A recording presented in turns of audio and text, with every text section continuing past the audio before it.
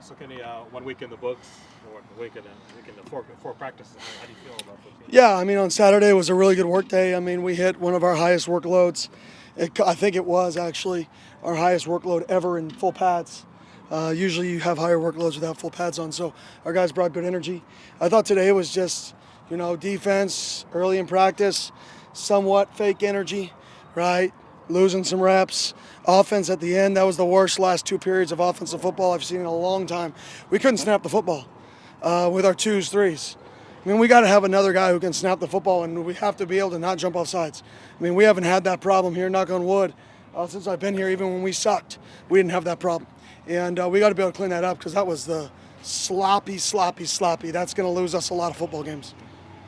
What have you thought about the transfer receivers? Yeah, I think good. I think they're athletic.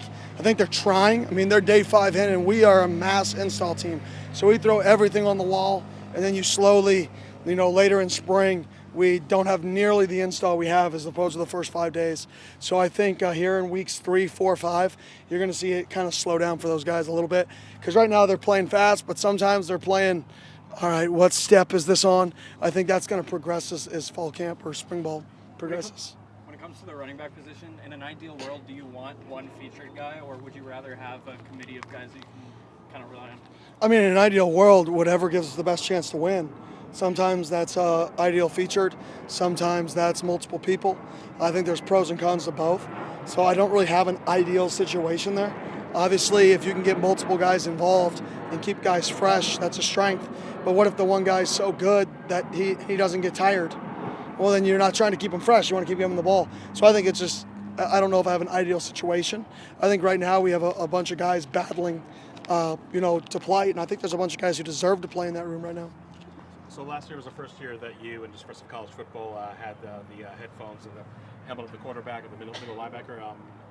How do you evaluate that process, just from your personal perspective? Yeah, I think it was great. I mean, the communication that we could give to our players on both sides of the ball was huge. The ability to practice and have the coordinators constantly talking, or for us, our linebacker coach, run game coordinator, Coach Coop, always talking to the linebacker and kind of get on the same page, like, hey, cut split, what's our alert?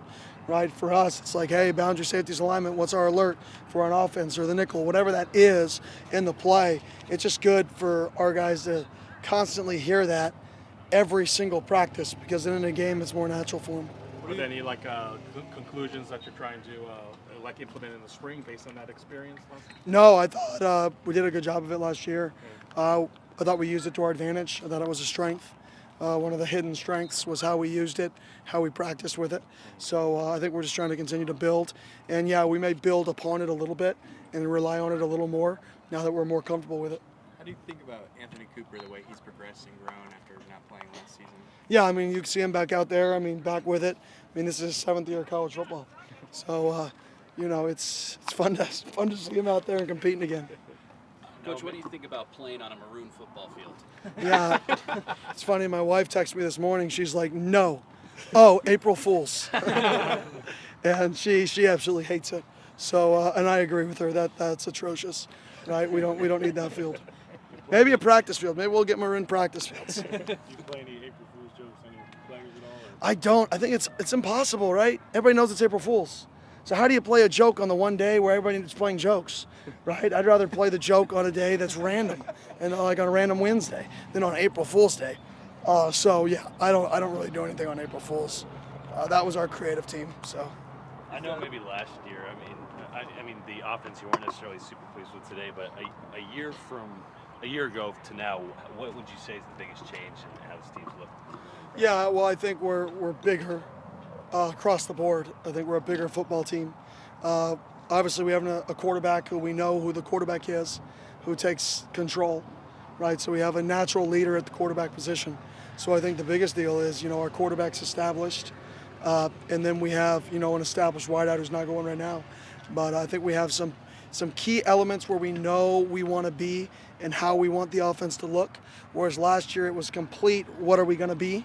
I think now it's way more, we know for the most part how we're going to look or what we want it to look like. So let's double down on the things we know we're going to be.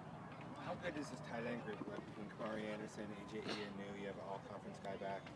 Really good.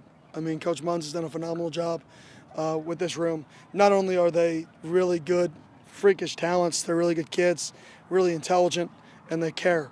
And they can all block people. That's the one thing. I mean, if you come here, you know, you're going to block people. I don't care if you play wide out, running back, tight end. You're going to block people. If you play defense, you're going to hit people. Right? There are no cute positions. Right? This game is not a cute game. Like, it's a physically tough game. So all those guys are big specimen who will block you. Coach, when NFL scouts call you this time of the year and ask you about Cam, what do you tell them? I tell them you want to draft him. Simple as this is, do you want to play him? No. He can do so many things that if you're a team that moves a guy around, if you're a team that relies on matchups and truly looks for matchups, he's a nightmare. Because you can line him up at running back, you can line him up in the slot, you can line him up as the number one receiver, you can line him up in a wildcat quarterback, he can run the ball in short yardage downs. Like, he can do so many things for you that his versatility is such a weapon. And he's so intelligent that he can do it all. So what I tell people is, you're either going to be playing him and you're going to say, dang, I have to play him, or you're going to draft him. And people can look at measurables, they can look at speed, great. You know, 1/10 of a second, cool. That's how I view it.